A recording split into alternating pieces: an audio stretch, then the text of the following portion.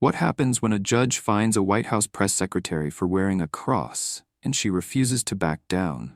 In a tale that blurs the line between courtroom drama and political warfare, Karoline Leavitt's story begins with a single act of defiance and escalates into a national reckoning. But before we dive into this story, I want to hear from you. Comment down below. Where in the world are you watching from? Let's light up this comment section. And hey, if you love stories with high drama, power shifts, and the kind of moments that leave people speechless, you're in the right place. Tap that subscribe button right now. Hit the notification bell so you never miss when we drop the next chapter in these powerful untold stories. Fined $500 by Judge Charles Harrove for displaying a symbol of her faith, Karoline doesn't just protest, she sues, launching an $800 million lawsuit that captures the attention of millions and ignites a movement.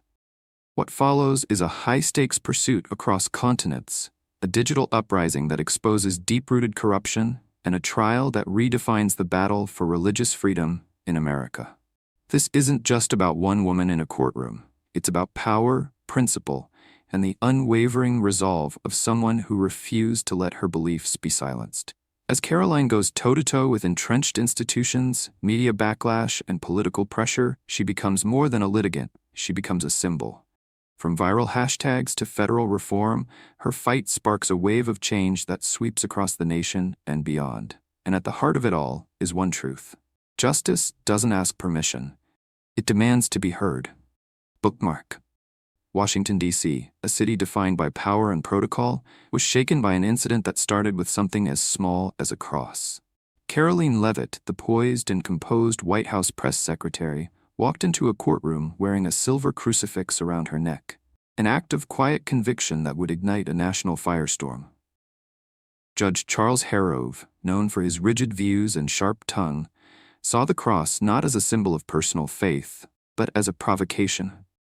Without hesitation, he fined her $500 right there in court, calling her a fanatic and declaring that faith has no place in law. The courtroom gasped. Karoline, however, didn't flinch. She stared him down, calm and unyielding, refusing to apologize. But that moment didn't end with the fine. It was just the beginning. Karoline didn't go quietly. She filed a lawsuit against Harrove, accusing him of violating her constitutional right to religious freedom and demanding a staggering $800 million in damages. The lawsuit sent shockwaves through the political and legal communities. Supporters rallied behind her, seeing in her defiance a voice for every person whose faith had been dismissed or marginalized. News outlets exploded with coverage. The hashtag Justice for Faith began trending nationwide. For Karoline, this wasn't just personal, it was a cause. Judge Harrove, faced with mounting scrutiny, began to panic. He tried to suppress the growing outrage by abusing his judicial authority, even going so far as to delete files from the court's servers in a desperate attempt to erase any trace of his misconduct. But Karoline's team was relentless.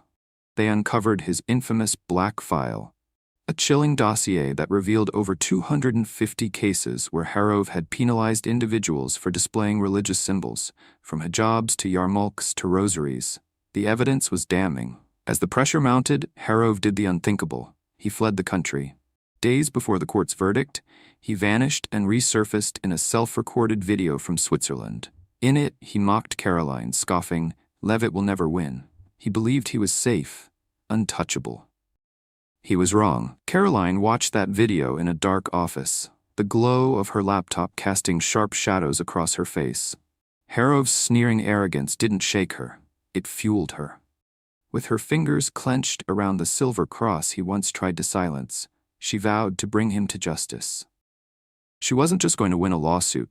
She was going to prove that no one, no matter how high on the bench they sit, can stand above the law or suppress freedom of belief. This was no longer a legal battle. It was a full-scale pursuit of truth and accountability, stretching from the White House to Geneva, from quiet faith to global outrage. And Karoline Leavitt was just getting started. The night air in Washington, D.C. buzzed with tension, the city teetering between political theater and something far more real. Inside a modest, dimly lit office, Karoline Leavitt leaned forward over a table strewn with satellite images, financial records, and surveillance maps. Her silver cross caught the light as she studied the screen in front of her. A red, blinking dot marked her target. Charles Harrove. A traitor not just to justice, but to every citizen who believed in the right to express their faith. He was planning to run. Dr. Alina Vasquez, a data analyst from Geneva, appeared via a grainy video call, confirming the worst. He's preparing to leave Switzerland. If we don't act now, he's gone. Possibly South America. The room fell still. Karoline's jaw tightened. Her cross, once the reason for her punishment, had become her armor. We stop him now, she said, her voice calm but cutting, or he vanishes forever. Across the city, her media strategist Jake Torres paced with his phone in hand. Social media is on fire, he reported, holding up a screen filled with reactions to Harrove's taunting video. Supporters flooded timelines with captions like, "Karoline will get you," and "Harrove can't hide from justice." But there was resistance, too. Detractors painted her as an opportunist, accusing her of staging a political stunt. The Justice Department, now clearly uncomfortable with how international and explosive the case had become, sent her a chilling message: stand down. They warned of diplomatic tension with Switzerland and urged Karoline to de-escalate. She laughed. Coldly, bitterly. "They think I'll quit because of protocol?" she said, tossing her phone aside. "Harrove's crime isn't some Swiss inconvenience. It's an American disgrace." With her team gathered, the strategy intensified. Linda Martinez, the sharp-eyed investigator who had been digging through Harrove's financial history, arrived carrying fresh intelligence. She spread a map of Geneva across the table and tapped a villa near the lake. "Harrove's holed up here," she said. "We've got a 48-hour window before he disappears off the grid." Karoline stared at the map, memories of that courtroom flashing before her. Harrove's smug grin, the gavel striking down her faith, the cold judgment. She wouldn't let him escape, not after what he'd done to her, and to hundreds of others. Then, a message pinged on her screen. Lucas Reed, a popular Gen Z YouTuber who had become one of her most vocal online allies, texted simply, "Ready to go big." Attached was a short exposé connecting Harrove's shell accounts to organizations known for suppressing religious expression. Karoline typed 2 words, "Go live." Within hours, the video exploded online. It wasn't just a call to action, it was a digital reckoning. Edited like a political thriller, it featured clips of Karoline's speeches, Maya Chen's investigative reporting, and leaked files from Harrove's black file. Comments poured in. Streets in D.C. lit up with protesters carrying signs that read, "Faith is not a crime, and Harrove can't run from truth." But Harrove fought back. From behind layers of anonymity, another video surfaced. The room was dark, the image grainy. His voice was sharp with disdain as he declared, "Karoline Leavitt is a fanatic. She's using the law to push an agenda." He accused her of faking evidence, twisting public sentiment. It was an attempt to reclaim the narrative, but the damage had been done. The truth was already out there. Karoline's team tightened ranks. Elena warned that Harrove's legal team was preparing to countersue, likely in international court. "They're rattled," Maya said. "Panicked men always slip up." With that, Karoline stood and faced her team. Her posture commanding. "We're not chasing a ghost," she said, eyes fixed on the Geneva map. "Harrove is there. We have evidence. We have the world watching, and we're bringing him home to face justice." Linda laid out the plan. Interpol was ready, but the raid had to be legitimized in the public eye to avoid diplomatic backlash. Jake drafted a final post, short, sharp, and striking. "Harrove thinks he's untouchable. Show him justice." Karoline approved it instantly. The response was immediate. The post went viral in minutes, echoed from Capitol Hill to European embassies. In Geneva, the tension was palpable. And in D.C., Karoline stood alone for a moment, gazing toward the Capitol dome. The cross at her neck felt heavier than ever, not as a burden, but as a promise. She whispered to the night, "We're coming for you." And somewhere in the shadowed alleys of Geneva, a former judge began to feel the walls closing in. The sun rose over Washington, D.C., casting long shadows on the federal courthouse steps where a new chapter in the battle for justice was about to begin. The crowds had gathered early, signs waving like banners in a war of principles. "Karoline represents justice, faith can't be fined. Tash, justice for faith." The slogans painted across cardboard and cloth echoed the voice of a nation awakening to a long-ignored truth. Inside, the tension was thick. Karoline Leavitt stood by the window of a temporary office just off the courthouse rotunda. From here, she could see the people chanting her name. She wasn't just a press secretary anymore. She had become something more, an unlikely symbol of conviction, hope, and defiance. But the weight of it all pressed on her shoulders. She remembered her mother's voice from a quiet night in New Hampshire before any of this began. "You're not fighting alone." That voice still steadied her, but the fight was far from over. Even with Charles Harrove captured and awaiting trial, resistance brewed in the shadows. A handful of media outlets, mostly left-leaning editorial boards and pundits, released a flurry of critical pieces branding Karoline a political zealot. They painted her as a firebrand weaponizing religion to score points with conservative voters. Some claimed the lawsuit wasn't about principle at all, but revenge. A vendetta wrapped in a cross. Inside her office, Jake Torres, ever glued to his phone, swiped through headlines with a frown. "They're doubling down," he muttered. "Calling you a Trump puppet. Saying you staged the whole thing for clout." Karoline didn't blink. "They want to smear me? Fine. Let them try. I've got facts. I've got truth. And more than anything, I've got the people." She turned to Jake. "We need to remind them why this fight matters." He nodded, pulled up a draft tweet, and read it aloud. "Harrove faces trial for trampling faith. Stand with justice. Justice for faith." She approved it instantly. The post surged across platforms. Thousands shared it within the hour. TikTokers picked it up, splicing together videos of Karoline walking into court, her silver cross gleaming, intercut with testimonies from people Harrove had hurt. A woman fined for wearing a hijab, a teenager silenced for displaying a Star of David, a Sikh man forced to remove his turban. One video stood out. It featured a tearful woman in her 50s, voice shaking as she told how Harrove fined her for wearing a simple gold cross necklace during jury duty. "He humiliated me, made me feel like a criminal for believing in something bigger than myself," she said, her voice cracking. Then the screen cut to Karoline walking up the courthouse steps, strong and composed. "She's fighting for us," the caption read. Karoline watched that video with a clenched jaw and glassy eyes. But she couldn't afford to get emotional. Not yet. The courtroom would be a battlefield, and her opponent was sharpening his weapons. Meanwhile, in the sterile stillness of his holding cell, Charles Harrove sat hunched, his once imposing presence now reduced to a man clawing for control. His gray-haired attorney leaned in close, voice hushed. "We're going to hit her credibility. The documents are ready. We'll say she forged everything." Harrove's hollow eyes flicked to a folded newspaper, a photo of Karoline mid-speech plastered across the front page. He scowled, curling his fingers into a fist. "She thinks she's won," he whispered. "But the courtroom is my domain, always has been." But he wasn't facing the Karoline he once humiliated. This was a different woman now. Back in her prep room, Karoline gathered with her inner circle, Jake, Maya Chen, Linda Martinez. The atmosphere was taut with urgency. "He's going to accuse you of fabricating the black file," Linda said bluntly.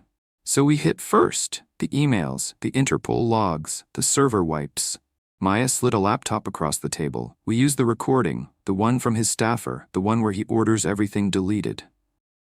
Elena, joining by video, added her part. "And I'll walk the jury through the transaction records. We'll show how he funneled funds through shell companies to support anti-religious policy groups. It's airtight." Karoline nodded slowly, taking it all in. "This isn't just about me anymore," she said, her voice rising with conviction. "This is about making sure no one else ever has to go through what I did. What they did."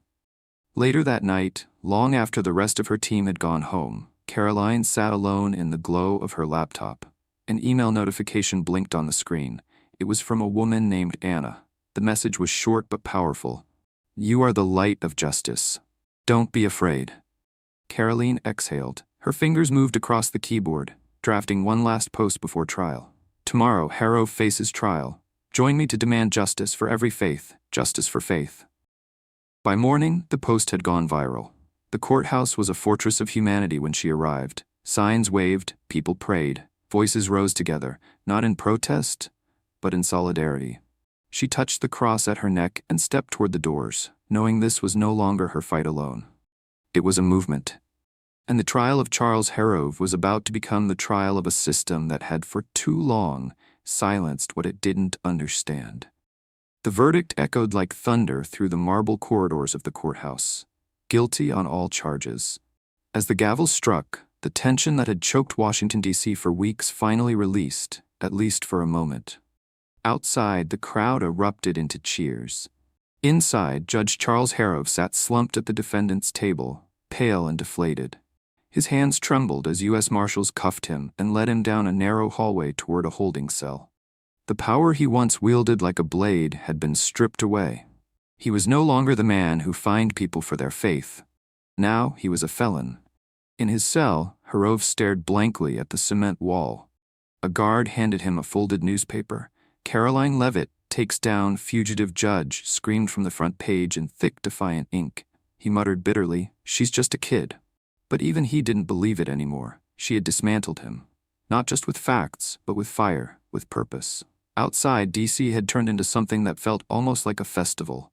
People hugged in the streets. Signs waved in the breeze. Karoline is justice. Faith won today. Justice for faith. Lucas Reed, camera in hand, narrated a live stream watched by millions. Harrove's done. Karoline made history, he said, sweeping his phone across the crowd. Mothers, college students, veterans, all chanting her name. A quiet moment froze in time when an elderly man, once fined by Harrove for wearing a small cross in court, approached Karoline. Tears streaked down his face. "You gave me my faith back," he said softly.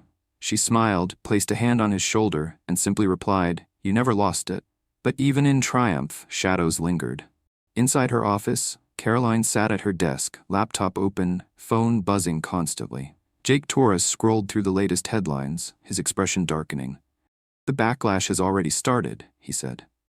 "Left-wing media is still pushing the narrative that you turned this trial into religious propaganda." Articles flooded in. Leavitt's lawsuit, justice or political theater? Faith on trial or fuel for division? Some opposition politicians, uncomfortable with the movement she'd created, went on record accusing Karoline of manipulating the justice system for political gain. "They'll try to smear everything you built," Jake warned. Karoline looked up, eyes calm but resolute. "Then let them try," she said. "The truth doesn't need to shout, it just needs to stand." As if on cue, an email pinged into her inbox. It was from Maya Chen, who had just picked up intel from one of her sources. An anti-religion advocacy group, quietly funded by some of Harrove's old allies, was preparing to sue Karoline personally. Their charge? Abuse of public influence. They claimed she used her position as a White House official to sway legal proceedings and sway public opinion. Linda Martinez entered moments later, carrying a new report from Interpol. "Formal sentencing is scheduled for next week," she said. "But there's more. You need to see this." Karoline skimmed the pages. Harrove's inner circle, including Judge Ellen Carver, was lobbying quietly for leniency, framing his actions as overzealous constitutional interpretation rather than religious discrimination. Karoline's stomach turned. She had read Carver's emails. She remembered that line, "We must silence Leavitt." Now they were trying to paint themselves as harmless bureaucrats. "They won't stop," she muttered. "But neither will we." Linda placed a hand on her shoulder. "You need to speak again, before they twist the public's view." And so, a new plan took form. Karoline would return to the courthouse steps, not to celebrate, but to remind the world why this mattered. Lucas Reed pitched an idea, a live video blending courtroom footage with the faces and voices of real people. People who had been silenced, mocked, or punished for nothing more than their beliefs. "Gen Z needs to see this," he said.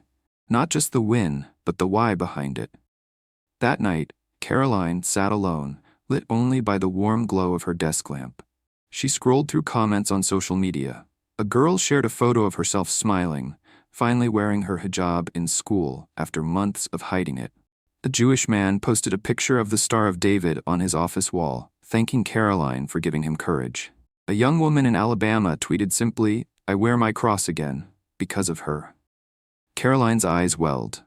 She opened a new post and typed slowly, "Harrove's guilty. But justice doesn't end here. We protect faith. Together. Justice for faith." She hit send. By morning, the post had exploded. On the day of the speech, the plaza outside the courthouse swelled with people. There were no barriers, no podiums, just Karoline, a single microphone, and a nation listening. She stepped forward, her voice calm but fierce. Charles Harrove wanted to extinguish our faith, she said. He fined crosses, he banned hijabs, he erased prayer emblems. But today, we proved something bigger than the law. We proved that justice is stronger than fear. The crowd roared, unified. Voices rose not in anger, but in hope. This trial wasn't just my fight, she continued. It was for everyone who's ever been silenced, who's ever been punished for believing. In the back of the crowd, Maya smiled as she took notes. You're changing the world, she whispered to herself. Then her phone buzzed, an alert about the lawsuit from the anti-religion group being officially filed. She texted Karoline, "They're suing you." Karoline read the message, smirked slightly, and replied, "Let them. I'm ready for court again." Later, as she walked through the city with Jake and Linda, planning next steps, she spotted a little girl holding a sign that said, "Karoline, thank you for my cross." Karoline paused. Her eyes softened. "That's why we keep going," she said quietly.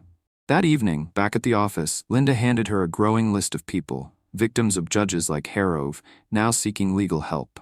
"You're the standard bearer now," Linda said. "But that also means you'll be the biggest target." Karoline didn't flinch. She looked at the list, each name a reason, a vow, a promise. She opened her phone and saw a new video from Lucas, a montage of her speech intertwined with footage of people embracing, praying, celebrating. The caption read, "Karoline didn't just win, she changed the world." The courthouse battle had ended, but something even larger had begun. In the quiet hours after Harrove's conviction, when the cameras dimmed and the crowd began to thin, Karoline Leavitt stood before her mirror in the modest apartment she rarely saw anymore. The silver cross around her neck, the one that had started it all, caught the faint glow of a nearby lamp. It shimmered, not just as a symbol of faith, but as a reminder of every battle she had fought to wear it freely. Harrove's conviction wasn't just a personal victory. It had cracked something open in America. A wound long ignored. Now exposed, people poured their stories out like water from a broken dam. Karoline watched it all from her phone, posts, emails, videos from people she had never met, thanking her for being brave enough to fight back when so many couldn't. But she didn't stop to bask in the moment. Instead, she walked straight into Capitol Hill with a draft bill in hand. The Religious Expression Protection Act. Crafted with Linda, Maya, and Alina's help, it was built on Harrove's infamous Black File, the 250 documented cases where people were punished for their symbols of faith. Crosses, hijabs, stars of David, prayer beads, turbans, medallions, every page a scar, every case a call to action. This bill, she told lawmakers in a tense committee room, doesn't just protect one symbol, it protects all of them. It protects freedom of faith, not favoritism. Her tone was calm, her language sharp and unwavering. We are not here to fight over whose belief matters more. We are here to ensure everyone has the right to believe without fear. Some members of Congress leaned in, nodding. Others shifted uncomfortably, but no one left untouched. When a conservative senator from Ohio stood and clapped slowly, the room followed. "Miss Leavitt," he said, "you've done what most wouldn't dare." That day marked the beginning of the bill's journey. 3 months later, Congress passed it, with bipartisan support. Within weeks, states like Florida, Texas, and Ohio enacted their own versions. Karoline watched the map change, not just lines on a screen but lives rewritten. And then it spread further. From France to the Philippines, stories began emerging. People who had never heard of Karoline Leavitt now sharing how her stand gave them courage. A girl in Paris posted a video crying softly, holding her necklace. "I was told to hide this in school, but now I won't." Her caption read simply, "Karoline inspires me."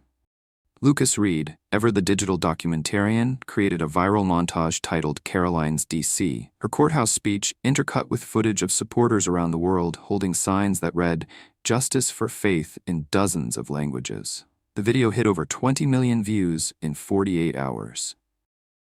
But where there is light, shadow follows. Harrove's old allies, unrepentant and deeply connected, didn't go quietly. Funded by an anonymous network, a new campaign launched online, accusing Karoline of pushing discriminatory laws under the banner of religious protection. The hashtag #LeaveItDivides crept across social media, echoed in a few op-ed pages and fringe networks. Jake brought it to her attention, frowning as he read headlines aloud. "They're saying this bill weaponizes faith, that you've become an extremist." Karoline looked up from her notes, her expression steady. "Let them write," she said. "People know what's true. They've lived it." She didn't counter with another post. Instead, she organized a forum, a public park in D.C., once ironically shut down by Harov himself for a prayer gathering, became the site of a new movement. Thousands arrived from all walks of life. People wore crosses, yarmulkes, turbans, scarves, and beads. Faith was no longer hidden. It was worn boldly, shared freely. On a simple wooden platform, Karoline stood with a pastor, a rabbi, and an imam, hands joined, arms raised. A symbol not of religion, but of unity. The crowd, diverse and emotional, fell silent as Karoline stepped forward, her voice carrying without force. "We are not divided," she said. "Hargrove tried to tell us otherwise, tried to pit belief against belief. But this bill isn't a weapon. It's a bridge, a shield, a declaration that every person has the right to believe in something bigger than themselves, without fear." The video of the speech, live-streamed by Lucas, shattered records. 15 million views in a day.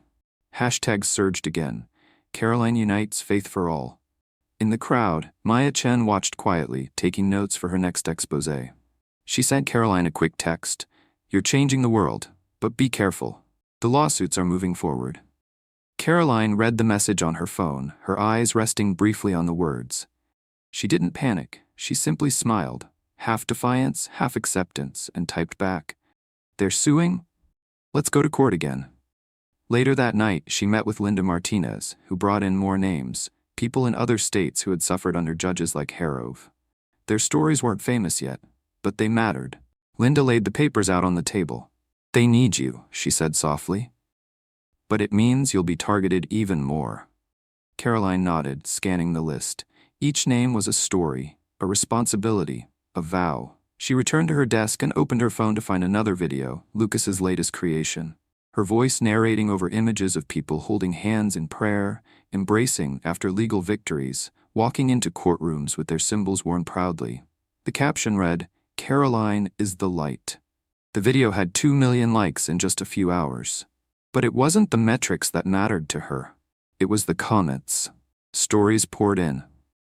A Sikh man finally allowed to wear his turban in school photos. A Catholic girl told she no longer had to hide her necklace. A Muslim woman who felt safe wearing her scarf in court for the first time. Karoline sat by the window, the city lights twinkling across D.C. like stars. She opened an email from her mother. "You've done great things," it read. "But don't forget to rest. The world still needs you tomorrow." She smiled, touching the cross at her neck, now more symbol than ornament. She thought of Harov, now just a whisper in a prison cell, and then turned back to the future. "This isn't the end," she whispered, watching the Capitol dome. "This is the beginning." She drafted one last post before sleep. "The bill is just the start. Let's protect faith, together. Justice for faith." And around the country and the world, people shared it, not because they had to, but because they believed it. In the quiet sterility of his prison cell, Charles Harov sat hunched over a desk, his once commanding figure diminished. His hair had gone gray, his face hollowed by consequence. With trembling hands, he scribbled a letter to Karoline Leavitt. "I was wrong," he wrote, a feeble attempt at redemption. But Karoline would never read it. She had moved far beyond him, into a future he no longer belonged to. What did catch her eye, though, was another letter. This one came from a girl in Ohio. "Miss Karoline, I wear my cross without fear now, thanks to you." Karoline paused, the words landing deeper than any courtroom verdict. That girl, that was why she started. Across D.C., the park, once banned for prayer, now glowed with light and song. People gathered again, hundreds strong, holding emblems of faith, crosses, scarves, beads, singing not in protest but in celebration. Karoline took the stage without a microphone, her voice carried by sincerity. "We defeated Harov," she said, "but justice is a long road. Keep that flame burning." And they did. The story wasn't just hers anymore. It had become a movement, powered by truth, community, and the simple, defiant act of standing up for what's right.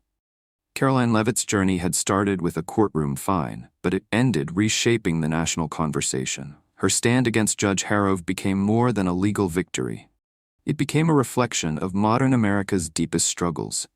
Faith under fire, trust in institutions, and the power of one voice to challenge them all. Her story mirrored real tensions about how visible faith should be in schools, courtrooms, and workplaces, about whether justice could still be fair when power is abused, and about how social media, once dismissed as noise, had become a rallying cry. Hashtags like #HagJusticeForFaith and Karoline Forever weren't just trends, they were testimony. Karoline didn't win because she yelled the loudest, she won because she stood tallest, armed with evidence, integrity, and unity. Her fight wasn't to divide, but to defend. And in that, she reminded millions that justice isn't just delivered by gavels or laws, it's upheld by courage. Her voice may fade from the headlines, but her echo remains. And that's the story of how one woman's unwavering faith sparked a nationwide movement, not just to win a trial, but to change the course of justice.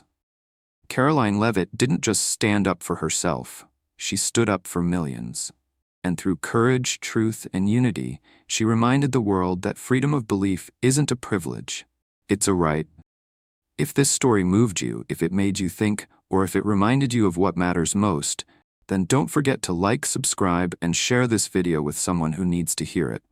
Drop a comment below. What does faith or freedom mean to you? Thank you for watching, and see you in the next video.